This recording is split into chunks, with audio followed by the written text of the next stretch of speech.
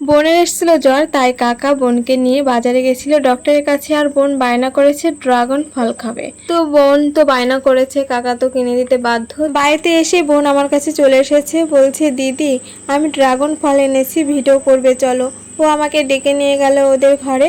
তারপর ড্রাগন ফলটা কাটলাম আর দেখলাম খুব সুন্দর, ভিতরে লাল। আজকের এই ফলটা খুব ভালো আছে। এর আগেও আমি ড্রাগন ফল খেয়েছি, কিন্তু আমার এক্সপিরিয়েন্স একদম ভালো না, সেগুলো মিষ্টি ছিল না। কিন্তু আজকের কালারটা খুব সুন্দর ছিল।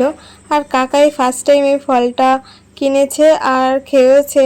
কাকাও বলছে বেশ একটা ভালো লাগে না।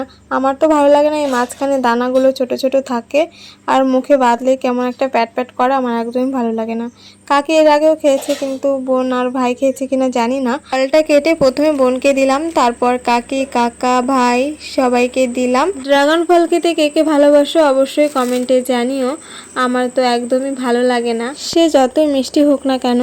আজকের ফলটার কালারও ছিল যেমন সুন্দর আর মিষ্টিও ছিল। আমি ড্রাগন ফল দুই রকমের খেয়েছি, একটা এই কালার আর একটা সাদা কালার, দুই কালারের খেয়েছি। তোমরা ক ধরনের খেয়েছো অবশ্যই কমেন্টে জানিও। টাটা।